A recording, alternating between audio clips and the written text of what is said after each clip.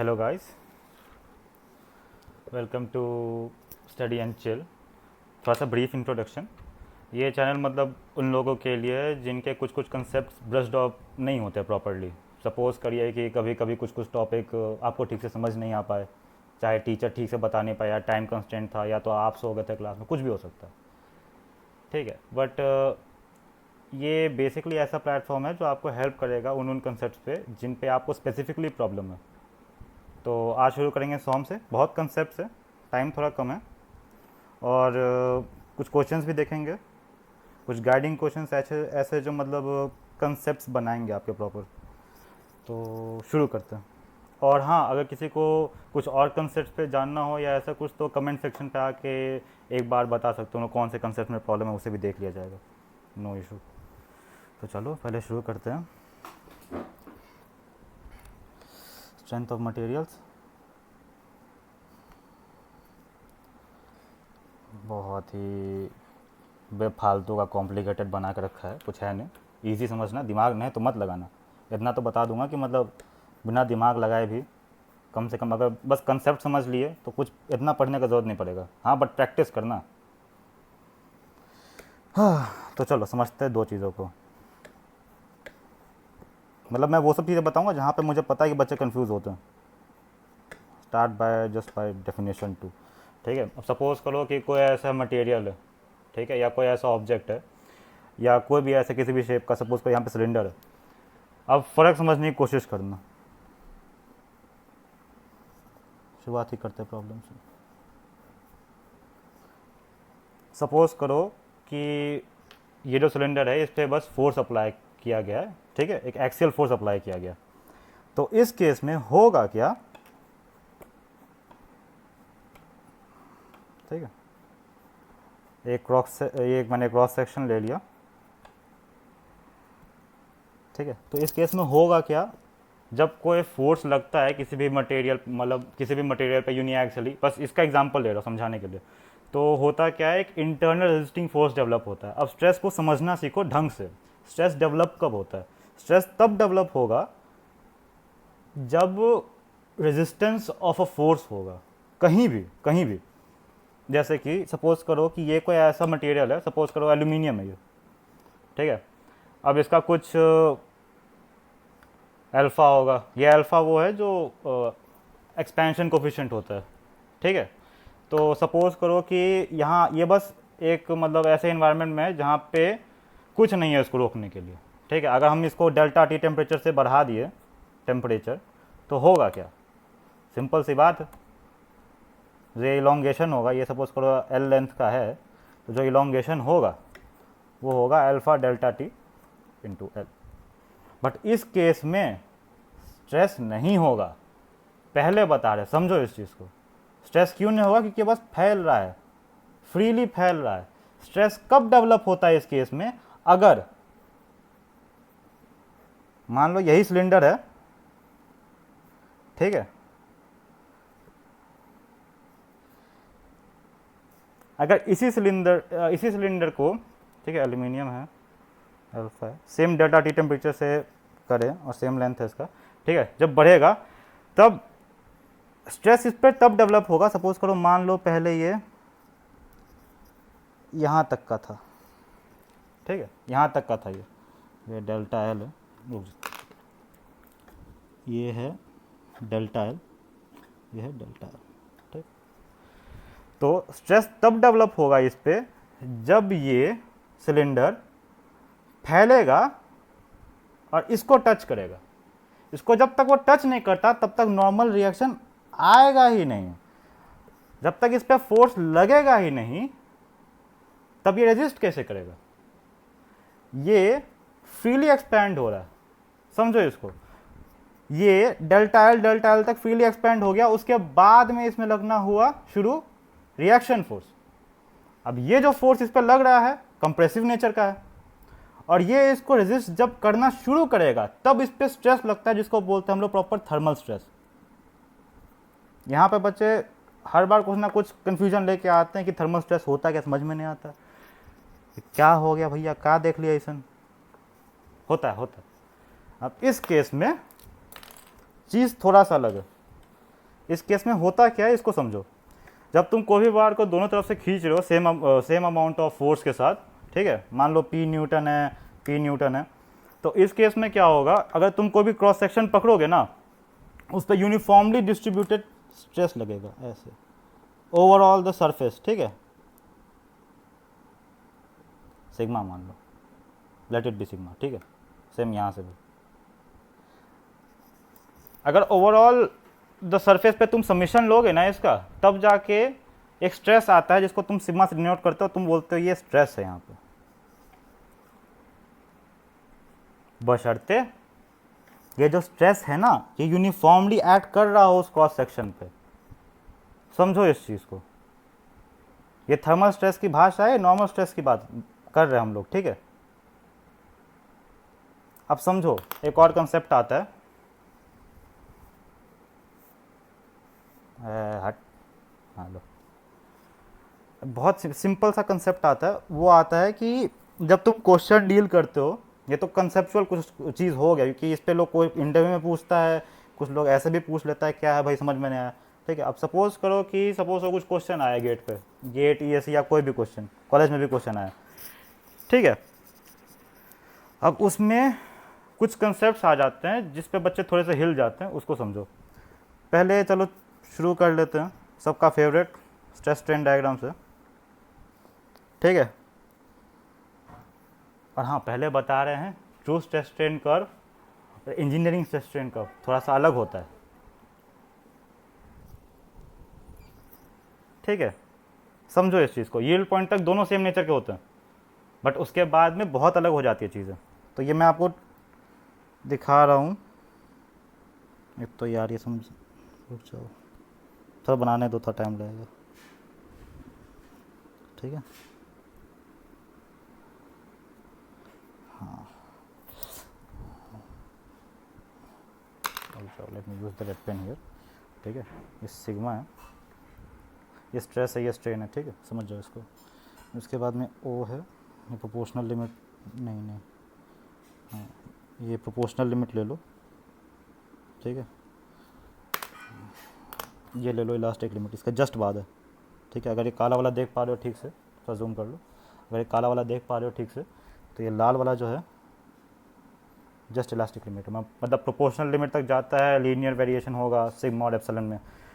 Elastic limit A और B तक होता नहीं है कोई लीनियर प्रोपोर्शन, ठीक है। B is the elastic limit, यहाँ तक इलास्टिक बिहेवियर शो करता है। उसके बाद आता है अपर यील्ड पॉइंट, फिर आता है लोअर यील्ड पॉइंट, ठीक है। मम्मी, ठीक है। उसके बाद में यहाँ तक होता है तुम्हारा प्लास्टिक नेचर, ठीक है। उसके बाद में ये यहाँ से यहाँ तुम्हारा स्ट्रेन हार्डनिंग होता है, यहाँ पे हो जाता है तुम्हारा फेलियर।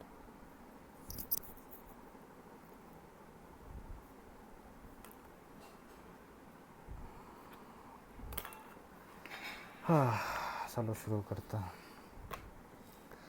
तो हाँ, तो समझो इस चीज़ को, ये है प्रोपोर्शनल लिमिट,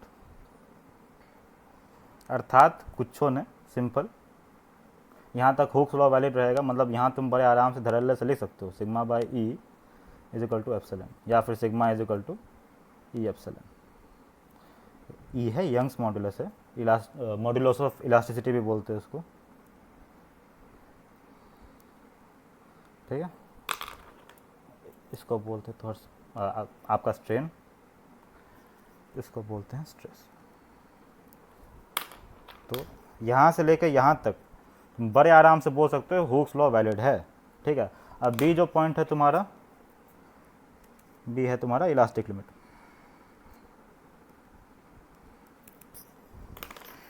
तो इलास्टिक लिमिट तक तुम्हारा इलास्टिक नेचर मेंटेन्ड रहता है, मतलब तुम किसी मटेरियल को अगर खींच रहे हो तो उसको छोड़ दोगे ना, अगर वो B के अंदर अंदर है तो वो अपने वापस उस शेप में आ जाएगा, क्योंकि उसी को इलास्टिसिटी कहते हैं। अब C को बोलते हैं अपर यील्ड पॉइंट, इस पे बच्चे मर जाते हैं, फिर बोलते हैं ये सब क्या होता है। Upper yield point, C dash को बोलते हैं lower yield point, C D region को बोलते हैं प्लास्टिक रीजन, ठीक है। ई जो यार कहाँ लिख, रुक जाओ, ई जो होता है तुम्हारा वो होता है अल्टीमेट टेंसाइल स्ट्रेस, ठीक है। एफ होता है तुम्हारा फ्रैक्चर। अब देखो इसमें ना तीन तीन तरीके से कंसेप्ट घुसाया हुआ है बहुत इजी, बस बच्चे थोड़ा सा हिल जाते हैं। मैं वो बताता हूँ जहाँ बच्चे हिलते हैं, ये तो बस प्री रिक्विजिट था, मुझे नहीं पता कितनों को पता होगा कितनों को नहीं पता होगा, ठीक है। ये मान लो तुम्हारा ए है, ये मान लो तुम्हारा बी है, ये मान लो तो तुम्हारा सी डैश है, ठीक है। उसके बाद में ये तुम्हारा नहीं सॉरी, ये तुम्हारा सी है, ये तुम्हारा सी डैश है, और ये तुम्हारा डी है। Oh boy sorry my bad, personally sorry, ठीक है। ये तुम्हारा सिग्मा है, ये तुम्हारा एप्सिलॉन है। अब देखो इसमें आते हैं तीन चार कंसेप्ट। ए को मत देखो, ए है तुम्हारा प्रोपोर्शनल लिमिट, बच्चे को पता हुक्स लॉ क्या होता है, ठीक है। बी को देखो, बी है तुम्हारा इलास्टिक रीजन, ठीक है। इसको समझने की कोशिश करना, रेजिलियंस आने वाला है दोस्तों, ठीक है। अब रेजिलियंस होता कुछ नहीं है, एक तरह का मान लो स्ट्रेन एनर्जी जो जाता है इलास्टिक लिमिट तक, मतलब इलास्टिक लिमिट रीजन के अंदर अंदर वो अगर एरिया आ रहा है स्ट्रेस स्ट्रेन डायग्राम में, तो उसको तुम बोलते हो रेजिलियंस, ठीक है। Resilience area in the stress strain diagram within the elastic region, ठीक है, पहला। दूसरा, रेजिलियंस को ऐसे समझो कि इसके बाद की जो चीज़ें आती है, मतलब एक तरह से ऐसे समझो कि इसका तुमको एग्जांपल, हाँ ऐसे समझो, बहुत सिंपल होगा, ठीक है। सपोज करो कि एक क्यूब है, क्यूबॉइड है, कुछ भी है, ठीक है। इस पर किसी हाइट से बॉल फेंका गया, समथिंग एच मान लो, ठीक है। अब ये जब यहाँ पे आएगा तो को वेलोसिटी के साथ इस पर हिट करेगा, ठीक है। अब अगर ये किसी डिफ्लेक्शन डेल्टा के साथ डिफॉर्म हो जाता है और उसके बाद जब ये हिट करके यहाँ से, मतलब यहाँ से उठ के फिर चला जाता है कहीं और, कहीं भी जहाँ हमें मतलब नहीं है, ठीक है। अगर ये डेल्टा रीजन वापस ज़ीरो हो जाए, मतलब वापस यहीं तक आ जाए, अपना शेप गेन कर ले, तो जितना मैक्सिमम एनर्जी चाहिए होगा, मतलब जितना मैक्सिमम एनर्जी ये स्टोर कर सकता है ना इलास्टिक रीजन के अंदर, मतलब कि ये बॉल है, ये इतने मास का होना चाहिए जितना मैक्सिमम मास ये कैरी कर सके, जिसकी वजह से मैक्सिमम वर्क डन हो, बिकॉज पोटेंशियल एनर्जी का तो वर्क डन होता ही है ना mgh, ठीक है। तो जो मैक्सिमम एनर्जी के साथ जो चाहिए होगा इस बॉल को इस पे ड्रॉप करने के लिए, जिस वजह से ये वापस अपनी इलास्टिसिटी मेंटेन करके रखे, वो होती है रेजिलियंस। इस पर बहुत अच्छे अच्छे क्वेश्चन बनते हैं, उसको डिस्कस करेंगे। बस इस कंसेप्ट को थोड़ा सा ध्यान रखने की कोशिश करना, नहीं समझ आए तो ऐसा समझो इसको, mgs जो है ये कितना मैक्सिमम हो सकता है, जिस वजह से ये जो एनर्जी अब्जॉर्ब करेगा ना वो मैक्सिमम होगा, ये बार जो एनर्जी अब्जॉर्ब करेगा वो मैक्सिमम होगा इलास्टिक रीजन में, ठीक है। इस पर क्वेश्चन इस हिसाब से आता है कि कभी कभी क्वेश्चन इस पे वैसा वाला क्वेश्चन बहुत अच्छा आता है जब इसमें इम्पैक्ट फैक्टर मतलब बोल देता है फाइंड आउट करने के लिए, उसके बाद में कुछ डेल्टा पूछ लेता है, फिर उसको बोलता है वर्क डन निकालो, उसके बाद में मास निकालो उस प्रॉपर बॉल का। तो बहुत अच्छे अच्छे क्वेश्चन आएंगे, उसको भी डिस्कस करेंगे, ठीक है। ये तो ये हो गया। अब मॉड्यूलस ऑफ रेजिलियंस होता क्या है, इसमें पता नहीं बच्चे परेशान होते हैं, नहीं कुछ, समझो इसको, ठीक है। मॉड्यूलस ऑफ रेजिलियंस है कुछ नहीं, सपोज करो कि मुझे ये एरिया मैक्सिमम चाहिए, ठीक है, या फिर ऐसा समझो कि मुझे मैक्सिमम स्ट्रेन एनर्जी चाहिए। वो कब प्राप्त हो सकता है मुझे, वो तब प्राप्त हो सकता है जब मेरा ये जो इलास्टिक लिमिट तक जा रहा है ना वो यील्ड पॉइंट तक चला जाए, मतलब ऐसा कोई मटेरियल जिसका इलास्टिक लिमिट उस टाइम पे यील्ड पॉइंट तक चला जाए उसका, और यील्ड पॉइंट में लोअर यील्ड पॉइंट कंसीडर कर रहा हूँ, ठीक है। इस फिगर में तुमको लग रहा हो, देखो दो चीज़ें होती है, जब तुम कैलकुलेशन करते हो तो तुम लोअर यील्ड पॉइंट लेते हो क्योंकि ये स्टेबल होता है, और तुम जब कैलकुलेशन नहीं करते हो, जब तुमको समझाना होता है किसी को, तो तुम ये दिखाते हो अपर यील्ड पॉइंट। इसको इस एनालॉजी से समझो, जैसे सपोज करो तुम्हारे पास फ्रिक्शन होता है, फ्रिक्शन पढ़ा होगा सब लोगों ने 11th 12th में, ठीक है। तो जो कोफिशिएंट ऑफ फ्रिक्शन या ऐसा कुछ होता तो मुझे याद आ रहा है, ठीक है, musical to tan inverse F/n, तुम पढ़े होगे 11 12 में, मत ध्यान से देखना, इसका जो ग्राफ होता है ना वो ऐसे करके ऐसे होता है। तो ये जो कंडीशन है ना, इसको वैसे तुम रिलेट कर सकते हो कि यील्ड होने ही वाला था, तो उससे जस्ट पहले जो जितना मैक्सिमम तक जा सका ना वो है ये वैल्यू, ऐसे समझ सकते हो, क्योंकि यील्ड पॉइंट तक जाने के लिए तुमको थोड़ा सा उससे ज़्यादा तो लगाना ही पड़ेगा, तभी तो प्लास्टिक रीजन में जाएगा। समझ कर देखो, बहुत ईजी है रिलेट करना, बहुत लोगों के दिमाग में नहीं आ पाता एक बार में, बट ट्राई करके समझने की कोशिश करो। तो अगर मॉड्यूल ऑफ रेजिलियंस वो चीज़ है कि मतलब सपोज करो तुम्हारा जो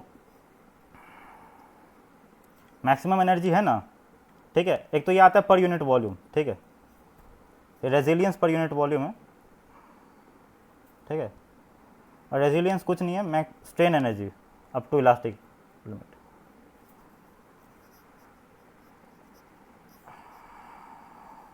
बॉय, ठीक है, तो ये मॉड्यूलस रेजिलियंस तुम तब बोल पाते हो जब ये मैक्सिमम होता है रेजिलियंस और पर यूनिट वॉल्यूम, ठीक है, और ये कुछ नहीं होता, ये वो होता है कि मैक्सिमम स्ट्रेन एनर्जी जो तुमको ऑब्टेन्ड हो पर यूनिट वॉल्यूम। अब देखो ये बात करता है इलास्टिक रीजन की। सपोज करो कोई ऐसा मटेरियल हो जिसका इलास्टिक लिमिट, यील्ड पॉइंट नहीं, इलास्टिक लिमिट उसके लोअर यील्ड पॉइंट से मैच करता हो, दोनों अलग अलग चीज है।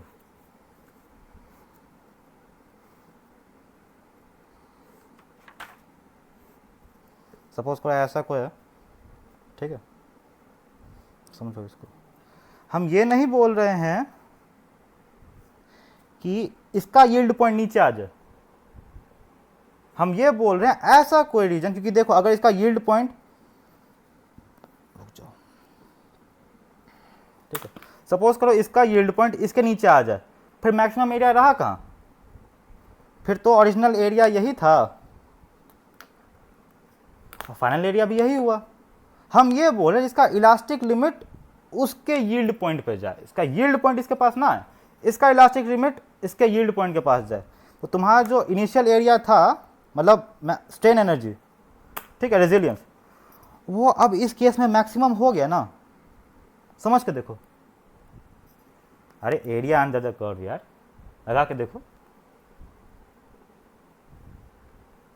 ठीक है, खुद सोच के देखो, अगर तुम्हारा इलास्टिक लिमिट यहाँ तक था, ठीक है, तुम्हारा यील्ड पॉइंट यहाँ तक है, अब तुम कैसे मैक्सिमाइज करोगे एरिया, ऑब्वियस सी बात है, तुम एरिया अंडर द कर्व ज़्यादा लोगे, तो मैक्सिमम स्ट्रेन एनर्जी आएगा कैसे, जब तुम एरिया अंडर द कर्व ज़्यादा लोगे। वो होगा कब, जब तुम्हारा इलास्टिक लिमिट यील्ड पॉइंट के बराबर तक हो जाए, ठीक है।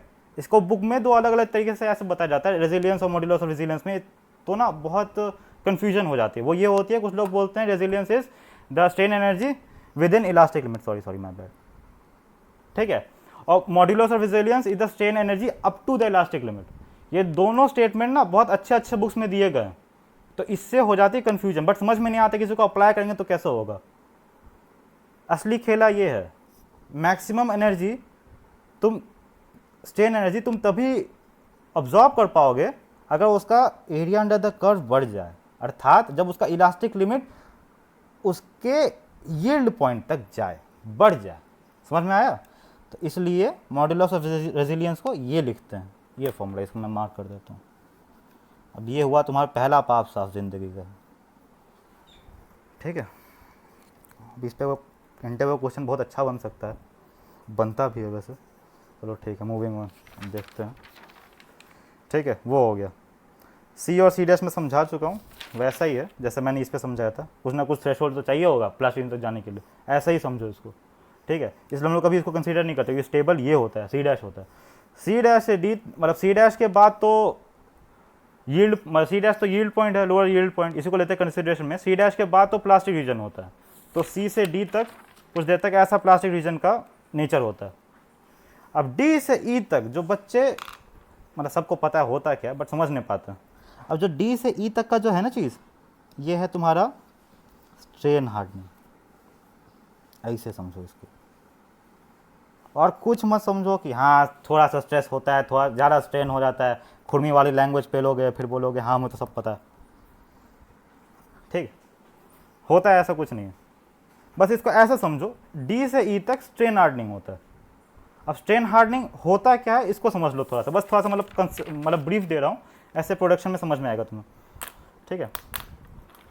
अब स्ट्रेन हार्डनिंग ऐसा चीज़ होता है, सपोज करो कि तुम्हारे पास, कैसे समझाऊँ, सपोज करो कि तुम्हारे पास है ये एक मोबाइल, हाँ थोड़ा सा ओप्पो मतलब रियल मी है, इसकी थोड़ी सी इज्जत रख लेना बस, ठीक है। सपोज करो कि तुम्हारे पास ये मोबाइल है, ठीक है। अब तुम इसको पीटना शुरू कर दिए, ठीक है, पीटते जा रहे इसको चपटा बनाना है, तो होगा क्या, इसके जो मॉलिक्यूल्स ऐसे थे ना, सिंपल से ग्रेन्स बोल दो जो बोल लो, ठीक है, तो तुम इसको पीटोगे ना, तो तुम इसमें स्ट्रेस डालोगे तो होगा क्या, चपटे हो जाएंगे। सिंपल देहाती दिमाग लगाओ और ज़्यादा मत लगाओ, नहीं समझ में आता है तो फिलहाल के लिए, ठीक है। कोई फ़र्क नहीं पड़ता तुम मीडियोकर बच्चे हो, बिलो एवरेज हो, फेल करते हो, ठीक। Life is about aptitude, aptitude अच्छा रखो सब हो जाएगा, ऐसा चपटा हो जाता है, ठीक है। तो जब ये होता है ना, इस चीज़ को समझो थोड़ा तुम, जब ये होना शुरू हो जाता है तो ब्रिटलनेस आनी शुरू हो जाती है। अब तुम सपोज करो, तुम कभी देखो होगे, तुमको लाइव एग्जांपल बताता हूँ, तुम सपोज करो कि तुम किसी चीज़ को हथौड़ा मार मार के उसको शेप में ला रहे हो, कोई भी चीज़ है, मान लो कि कोई ऐसा ही क्यूब रखा हुआ है, तुम उसको हथौड़ा मार मार के शेप में ला रहे हो, पहली बार मारोगे ज़्यादा डिफॉर्मेशन हो जाएगा, दूसरी बार मारोगे उससे थोड़ा सा कम होगा, तीसरी बार मारोगे उससे थोड़ा सा कम होता रहेगा, एक टाइम के बाद आते आते ये भी हो जाता है कि तुम जितना हथौड़ा मार दो कुछ फर्क ही नहीं पड़ता है,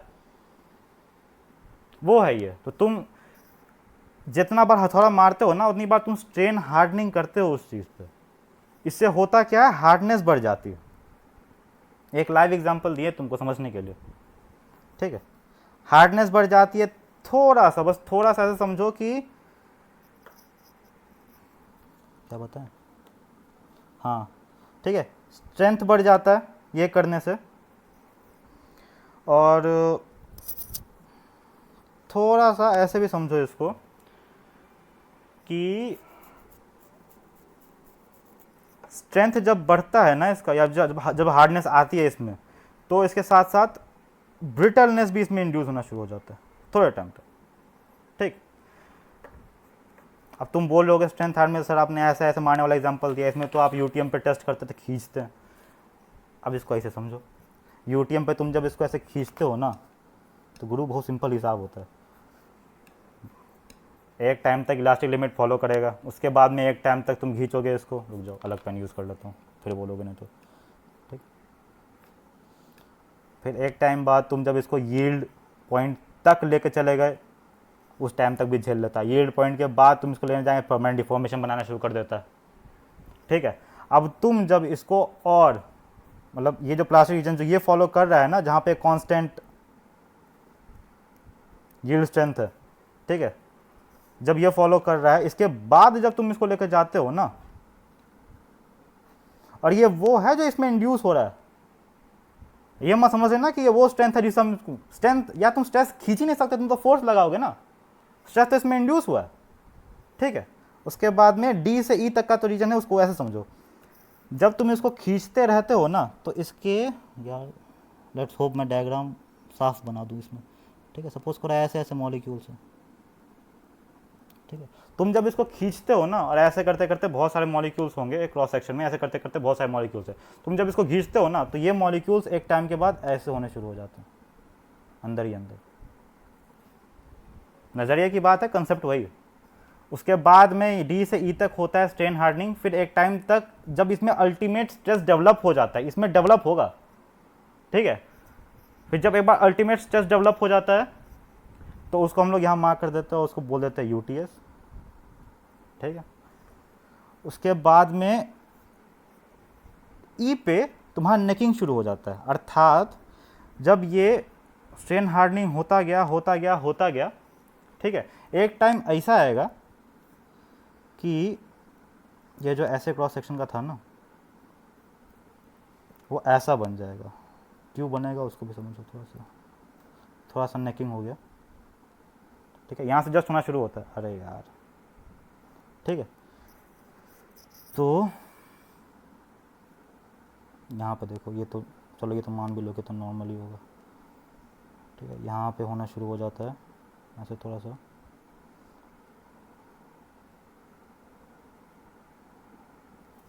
ठीक है। अब यहाँ पे ई पे असली में शुरू होना होता है नेकिंग। एक टाइम तक ही, जैसे मैंने बताया था, एक टाइम तक ही उसमें डिफॉर्मेशन होता है ना। यहाँ पे देखो, यहाँ पे देखो, सपोज को एकदम फ्लैट कर दिया, बट एक ही टाइम तक बताया था, इसको याद करो थोड़ा सा कुछ टाइम पहले, कि एक ही टाइम तक एक ऐसा टाइम आएगा कि मतलब तुम जितने हथौड़े पीट लो उस पर, वो शेप चेंज नहीं करेगा, ठीक है। एक टाइम तक हो जाता है ऐसा। हाँ, उसके बाद तुम प्रेस डाल दो फिर तो टूट ही जाएगा, तो बात ही अलग है, ठीक है। तो वैसा ही ऐसा होता है जब तुम फोर्स लगा रहे होते हो दोनों साइड से, ठीक है। तो एक टाइम ऐसा हो जाता है कि ये जो तुम्हारा नेचर होता है ना, यहाँ के आसपास का जो नेचर होता है, हाँ, जो ये नेचर है प्रॉपर, हाँ, तो जो ये नेचर है ना, ये वैसा हो जाता है कि सपोज करो कि यहाँ से यहाँ से ना तुम्हारे पास इसी के अंदर सिर्फ, अरे मम्मी, ठीक है, इसी के अंदर ना तुम्हारे स्ट्रेसेस डेवलप्ड होने शुरू हो जाते हैं। और यहाँ पे ऐसे जो है ना, ग्रेन्स पे नहीं, मतलब जो मटेरियल प्रॉपर होते हैं ना, वहाँ पे, यहाँ पे स्ट्रेस कंसंट्रेशन फैक्टर बनना शुरू हो जाता है। तुम पढ़ोगे मशीन डिज़ाइन में, जब वो आएगा तब और ध्यान से बता देंगे। अगर तुमको समझ में नहीं आ रहा तो यही तक भी समझ लो कि यहाँ पे नेकिंग होती है, ठीक है। उसके बाद में ई से एफ तक तुम्हारा फेलियर रीजन हो जाता है, एफ पे तुम्हारा सामान टूट जाता है, ठीक। अब ये था ट्रेलर, जिसमें कुछ है भी नहीं, बस ये था तुम्हारे पाप धोने के तरीके। अब समझो एक बेसिक ज्ञान। हाँ, अब शुरू करते हैं। अब तुमको ऐसे पढ़ाएंगे कि तुम या तो दिमाग लगाओ तो भी ठीक, नहीं लगाओ तो भी ठीक, बट क्वेश्चन जरूर कर लोगे, तुम्हारे ऊपर। समझ लिया तो बहुत अच्छा है, टेंशन खत्म हो जाएगा। अब समझो आता कैसा कैसा क्वेश्चन है इस पर, ठीक है। बहुत सिंपल सी बात है। एक बार है, तुम उसमें फोर्स लगाओगे तो अंदर एक स्ट्रेस डेवलप होगा, पहले इसको बात दिमाग में डालो।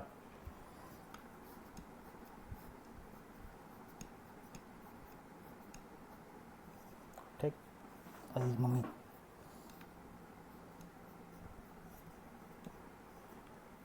ऐसा मान लो, ठीक है। अब मैं कुछ मान के चल रहा हूँ कि तुम्हें कुछ पहले से पता है, नहीं पता तो कमेंट सेक्शन में बता देना, इससे पहले भी लेके चला जाऊंगा मैं, मुझे प्रॉब्लम नहीं है, ठीक है। अब सपोज करो कि एक मटेरियल है, सिंपल सा मटेरियल है, ठीक है। मतलब नॉमेनक्लेचर बस बता रहा हूँ, 2 मिनट लगेंगे, ठीक है।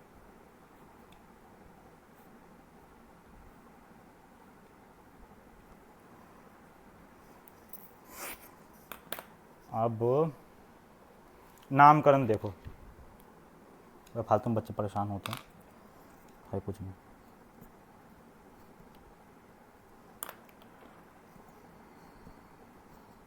अब ये नाम कैसे आया, sigma x, sigma y, sigma z, ये तो डाल दिए, बट ये नाम आया कैसे? कुछ नहीं है, कुछ भी सिंबल दिया हो, सिग्मा हो चाहे टाउ, ठीक। अगर सिग्मा एक्स एक्स बोल रहा है ये, तो ये है कौन सा फेस पे लग रहा है, और ये है कौन सा डायरेक्शन पे लग रहा है। पहले बता दे, स्ट्रेस, मोमेंट ऑफ इनर्शिया, ये दोनों टेंसर है। इस पर कभी वो मत करना कि मतलब ऐसे कैसे ऐसे कैसे, इसको बहुत खेले पता चलेंगे टेंसर होता क्या आगे, और टेंसर कैसे क्वेश्चन बदल देता है, कंसेप्ट भी समझो इसको, ठीक है। फेस डायरेक्शन, अब सपोज करो, जब डायरेक्ट फास्ट फॉरवर्ड पे लेके जा रहा हूँ, ठीक है। सपोज करो कि एक बॉडी है, उस पर 3 स्ट्रेसेस लग रहे हैं ऐसे नॉर्मल, ठीक है। अब इस पर मैं एक लगा रहा हूँ शियर लो, ठीक, ये है समथिंग टाउ मान लो, ठीक। और चलो तुम यही से बताओ कि ये जो टाउ है, इसका नेमिंग रखोगे कैसे? थोड़ा सा परेशान होगे कैसे रखें कैसे नहीं रखें। तो इसका एक इलाज है, लोग इस पर थ्योरीज एक्सटेंसिवली कराते हैं, मेरे हिसाब से जल्दी बता देना चाहिए, टाइम कम के लोग। तो बेसिकली सिंपल 3 फायदे होते हैं इसके, ऐसे समझो। कर क्या रहे, क्यों कर रहा, बथेरे चीज़ आते हैं, VCA HCA, ये सब कुछ मत समझो, ठीक। डिपेंड करता है तुम कौन से प्लेन से देख रहे हो। ये है ऐसा प्लेन जो वाई जेड प्लेन पे आता है, ये प्लेन ध्यान से देखो, इसको यहाँ पे से ऊपर इम्पोज करोगे तो ये वाई जेड प्लेन पे आएगा ना, तो इसे परपेंडिकुलर डायरेक्शन कौन सा हुआ, एक्स, ठीक है। तो ये जो एक्स डायरेक्शन इसका परपेंडिकुलर है, तो यही उस फेस से जाना जाएगा, मतलब सिंस इसका परपेंडिकुलर डायरेक्शन एक्स था तो हम लोग इसको एक्स फेस बोलते हैं, ठीक। सिमिलरली इसको वाई फेस बोलेंगे, इसको जेड फेस बोलेंगे। इसको कौन सा प्लेन बोलेंगे भैया, वाई जेड प्लेन। इसको यहाँ पे हमने रख के देखा ना, वाई जेड प्लेन था, वाई जेड प्लेन। वाई को कैसे रखेंगे, जेड एक्स प्लेन। जेड को कैसे रखेंगे, एक्स वाई प्लेन। अरे मम्मी, ठीक। तो जो टाउ है वो एक्स फेस पे है वाई के डायरेक्शन में, तो हम लोग उसे कैसे नाम देंगे, टाउ एक्स वाई। सिमिलरली जो इसके इस डायरेक्शन में ऐसे आ रहा होगा, अरे यार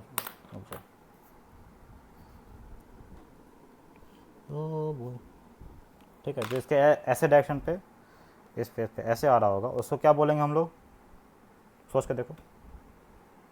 एक्स है, वाई वाई डायरेक्शन में आ रहा है, तो इसको बोलेंगे टाउ एक्स वाई। मैं लिखूँ कहाँ यार, रुक जाओ, हाँ ऐसे, ठीक है। अब यह है एंटी क्लॉकवाइज डायरेक्शन में। अब बच्चे सिंपल ये पूछते हैं कि हम लोग इसमें कपल क्यों लगाते हैं, या फिर हम लोग हमेशा ऐसे क्यों बोलते हैं कि इसमें कॉम्प्लीमेंट्री शियर स्ट्रेस लगता है, ये सब ये सब। देखो भैया, ज़्यादा दिमाग मत लगाओ। बात यह है कि जो भी एनालिसिस होती है ना स्ट्रेस की, एक स्टेशनरी बॉडी पे होती है। उसको स्टेशनरी तुम तभी रख पाओगे जब तुम इसमें जैसे यहाँ से ऐसे कपल डेवलप करा तो वैसे यहाँ से ऐसे कपल डेवलप कर पाओगे, ठीक है। बहुत सिंपल हिसाब है। स्टेबल इक्विलिब्रियम चाहिए होता है, तभी तो तुम एनालिसिस कर पाओगे। और स्टेबल इक्विलिब्रियम है ना, तो काइनेमेटिक्स हो गया। फिर तुम ये क्वेश्चन तुम एक जन्म में सॉल्व ही नहीं कर सकते। सिंपल सा हिसाब, ठीक है। अब ये बताओ, ये है वाई फेज में, एक्स डायरेक्शन में है, तो क्या हो गया, टाउ वाई एक्स। ये क्या है, वाई फेज में सेम फेस, फेस फेस, ठीक है, एफ ए सी फेस, ठीक है। और एक्स एक्स डायरेक्शन में तो क्या हो गया, टाउ वाई एक्स, ठीक। सिमिलरली तुम यहाँ से भी कर सकते हो, इस फेस का भी ऐसे कर सकते हो, यहाँ से करोगे, यहाँ से दोगे, फिर इसका कॉम्प्लीमेंट्री बनाओगे, हर एक फेस ऐसा कर सकते हो। लॉन्ग स्टोरी शॉर्ट, अक्सर अगर तुमको कुछ समझ में ना आए तो ये चीज़ें मान के चलना कि देखो पहला क्वेश्चन तुम्हारे सामने पटक दिया गया है, तो पहले देखना कौन सा स्टेट ऑफ स्ट्रेस है। 3 स्टेट ऑफ स्ट्रेस होते हैं, ठीक है। एक होता है यूनिएक्सियल स्टेट ऑफ स्ट्रेस,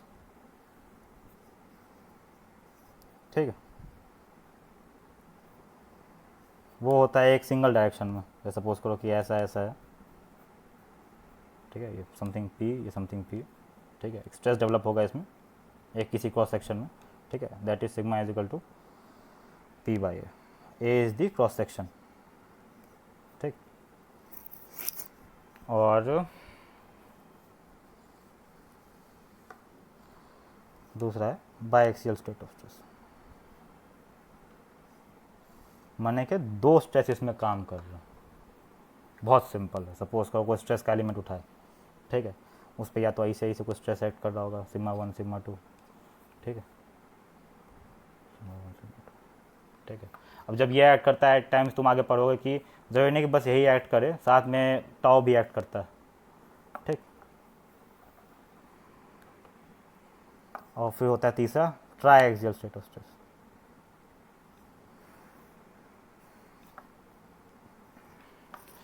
देखो तुम इसमें बच्चे थोड़ा सा हिल जाते हैं। अब तुम इसमें अपने 2 पाप साफ कर लो। इसमें 2 तरह के फोर्सेस मतलब चीज़ें होती है कंसिडर करने के। या तो ये केस हो सकता है सिग्मा 1, ठीक है, सिग्मा, नहीं रुक जाओ, यहाँ से दिखा दूंगा फिर बोलूँगा नीचे कैसे दिखा रहा हूँ, सिग्मा 2 और सिग्मा 3। या तो ये चीज़ हो सकती है, या तो ये भी केस हो सकता है कि तीनों ओर सेम स्ट्रेस इसमें लग रहा हो, सेम अमाउंट का, सेम नेचर का। इसको बोलते हैं हाइड्रोस्टैटिक स्टेट ऑफ स्ट्रेस। इसको नहीं बोल सकते हाइड्रोस्टैटिक स्टेट ऑफ स्ट्रेस। अब इसमें बच्चे जो जो गलती करते, जो महापाप करते, ये बता देता हूँ, ये तुम खुद भी कर लोगे आगे, या फिर ये समझ में नहीं आया तो अगले कंसेप्ट में पूरा समझा दूंगा, सारे पाप जुड़ जाएंगे। पहले इसके समझो, क्या कि यही से आते हैं तुम्हारे पाप। ये है सिग्मा 1 सिग्मा 2 सिग्मा 3। अब देखो इसमें होता क्या है। अब जिन लोगों को नहीं पता ऐसे समझ लो, म्यू जिसको पॉइजन्स रेशियो बोलते हैं, वो होता है lateral strain by longitudinal strain.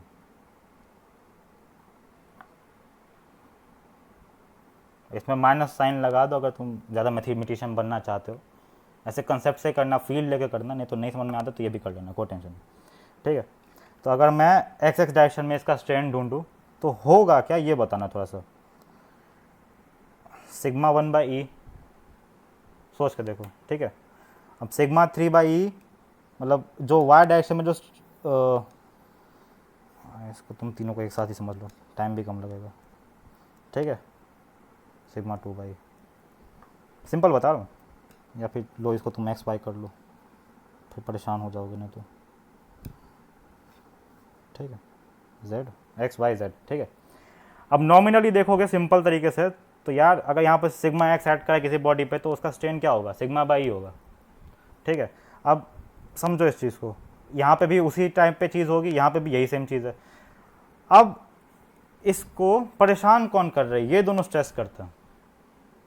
नहीं समझ में आया तो ऐसे समझो कि सपोज को तुम्हारे पास एक क्यूबॉइड है, ठीक है, तुम उसको यहाँ से खींचने की कोशिश करोगे तो यहाँ पे ना ये तुम नोटिस करोगे कि अगर तुम इसको ऐसे खींचते हो तो यहाँ से तो लेंथ बढ़ जाएगा, बट जो उसका परपेंडिकुलर प्लेन है वहाँ से उसका हाइट कम हो जाएगा, ये वाला जो प्लेन है ये भी कम हो जाएगा।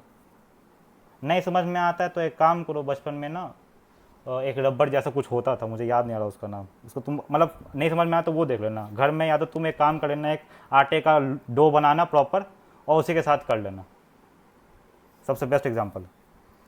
तो अब इसके बाद होगा क्या ये समझो, ये टेंसाइल नेचर का ऐसे खींच रहे हैं, ऐसे खींच रहे हैं तो यहाँ से श्रिंक होना शुरू होगा ये, तो सिग्मा एक्स बाई ई जो बढ़ सकता था अब इसके बाद में होगा क्या, माइनस म्यू बाय नहीं म्यू सिग्मा वाई बाय ई। सिमिलरली यहाँ से भी यही होगा, ये ऐसे जा रहा है तो यहाँ से हट हट, ठीक है। अगर ये ऐसे जा रहा है तो यहाँ से कम होना शुरू होगा, तो ये हो जाए mu sigma Z by E. Similarly इसकी भी कहानी देखो भैया, ये यहाँ से बढ़ना चाहता था, अब ये यहाँ से इसको बढ़ा रहा है तो ये मतलब इसको अंदर अपनी तरफ ढकेलना चाह रहा है, तो mu sigma x by E हो जाएगा। और ये भी सेम काम करेगा, mu sigma Y by E हो जाएगा, इसका भी सेम कहानी, ठीक है। Minus mu sigma x by minus mu sigma Z by, ठीक। आप समझो इस चीज़ को। वॉल्यूम ऑफ अ क्यूब क्या हो, क्यूब नहीं छोड़ो, क्यूबॉइड क्या होता है, एल वी एच होता है, डिफ्रेंशिएट करो इसको, क्या होगा, डेल्टा एल वी एच, ठीक है, delta plus L delta B into H plus कहाँ गया रे, एल बी डेल्टा एच, ठीक है, डिफ्रेंशिएट कर दिया मैंने, ठीक है। अब जब तुम इसको डिवाइड कर देते हो v से, v is L B H, ठीक है, तो ये बन जाता है तुम्हारा वॉल्यूमेट्रिक स्ट्रेन, ठीक है। करके देखो, ये काटो क्या बना, ये काटो ये काटो ये काटो ये काटो, क्या बना तुम्हारे पास, volumetric strain is equal to क्या, डेल्टा एल बाय एल तो एप्सिलन एक्स हो जाएगा क्योंकि ये तो यही था, ठीक, plus delta B by B epsilon Y हो जाएगा, प्लस डेल्टा एच बाय देता। अगर मान लो कि इसका ये है एक्स ये है वाई, ठीक है, ये है जेड, ठीक। अब वॉल्यूमेट्रिक स्ट्रेन को बच्चे क्या बोलते हैं टाइम्स पे, सर वॉल्यूमेट्रिक स्ट्रेन है, इसका तो हमने 11th क्लास में फॉर्मूले देखे थे। एक तो फॉर्मूला इसका बहुत भयंकर सा था, क्या तो था, is equal to sigma by K, ये बल्क मॉडुलस है और ये स्ट्रेस लग रहा है उस पर, ठीक। अब यहाँ से तुम जो देख के आया वो फॉर्मूला है epsilon x plus epsilon y plus epsilon z, जो बनता है बाद में जाके 1 minus 2 mu by E to sigma x plus sigma y by plus sigma z. अब इन दोनों के पाप समझो, ये दोनों फोर्स के नेचर पे डिपेंड कर रहे हैं, ठीक है। अगर एक चीज़ है, जो ऐसे समझो, ठीक है, अगर एक चीज़ है कि एक मटेरियल है उस पर सब जगह से सेम अमाउंट ऑफ स्ट्रेस लग रहा है, ठीक है, चाहे कंप्रेसिव लगे चाहे टेंसाइल लगे, घंटा फर्क नहीं पड़ता, अगर सेम अमाउंट का सेम नेचर का लग रहा है तरफ से, तो ये इक्वेशन क्या बनेगा, epsilon V is equal to 1 minus 2 mu sigma plus sigma का है कि सिग्मा एक्स वाई जेड सब सिग्मा बाय ई, ठीक है। तो एप्सिलन वी क्या बन गया 3 1 माइनस 2 म्यू बाई ई। अब ध्यान से समझो, इलास्टिक कांस्टेंट्स के 3 फॉर्मूले जहाँ बहुत ज़रूरी होते हैं, इसलिए लाए गए थे, इसी पे क्वेश्चन फट के आते हैं। पहला अखंड ज्ञान, E is equal to 3k into 1 minus 2 mu. दूसरा E is equal to 2g 1 plus mu, ठीक है। फिर E is equal to 9kg by 3k plus G, ठीक। अब सपोज करो हाइड्रोस्टैटिक स्टेट ऑफ स्ट्रेस है, ठीक है, तो हमारे पास ये फॉर्मूला निकल के आया।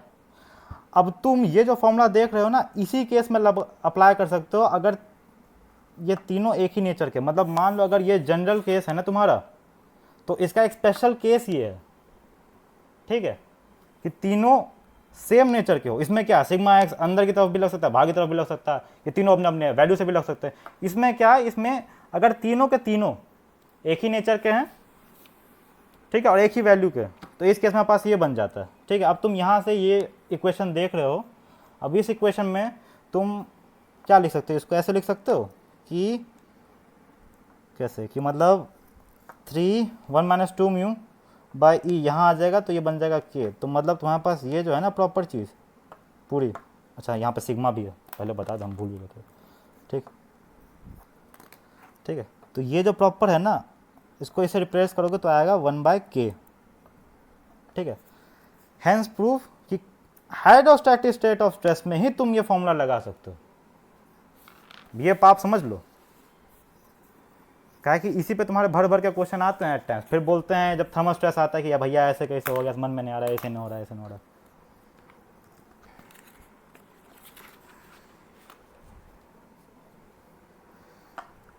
चलो ठीक है, आज के लिए तुम इसके मैं 2 पार्ट बना कर डालूंगा, तो लंबा हो जाएगा, फिर को पढ़ने भी नहीं आएगा, काहे कि है तो इंजीनियर, सारे काम चोरी होते शुरुआत में। चलो ठीक है, अभी यहाँ तक की कहानी यहीं पे ख़त्म करते हैं, ठीक है। इस इलास्टिक कांस्टेंट्स में मैं आगे डिस्कस करूँगा आगे आने वाले वीडियो में, और इसके बाद में मैं वो पाप बताऊँगा जो SFD BMD में होता है। इलास्टिक कांस्टेंट समझना है तैसे समझ लो, जिनको कुछ भी नहीं पता, जिस पे जो बस क्वेश्चन करना चाहता है गेट्स का ऐसे कुछ होता ना, इलास्टिक कांस्टेंट्स जो क्वेश्चन आएंगे वो बता देता हूँ, ठीक है।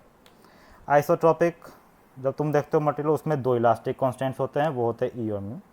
ऑर्थोट्रॉपिक पे इलास्टिक कांस्टेंट्स 9 होते हैं, एनाइसोट्रॉपिक पे 21 होते हैं, ठीक है। इलास्टिक कांस्टेंट्स ई, जी, के और म्यू, यही है, यही पढ़ना है। इसका कि तुम्हारे बस की भी ना है ना हमारे बस की, ठीक है। ये वहाँ लगता है जहाँ यूनिएक्सियल स्टेट ऑफ स्ट्रेस होता है, ठीक है। जैसे इसको देख लो, ठीक है, सिंगल स्ट्रेस पे ही हम फोकस करते हुए डाल रहे थे, इसलिए यूनिएक्सियल स्टेट ऑफ स्ट्रेस है। जी वहाँ लगता है जहाँ बायएक्सियल स्टेट ऑफ स्ट्रेस लगता है,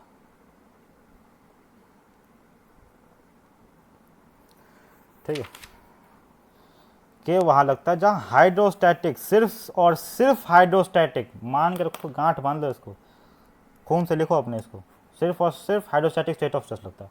और म्यू तुम्हें पता है पॉइजन रेशियो होता है, ठीक है। अगले क्लास में थर्मल स्ट्रेस भी डिस्कस करेंगे, ये भी डिस्कस करेंगे। Thank you guys, like share and subscribe, spread the word, जिसको भी ज़रूरत है उसकी हेल्प करो यार, कब कमाओगे ऐसे। बाय।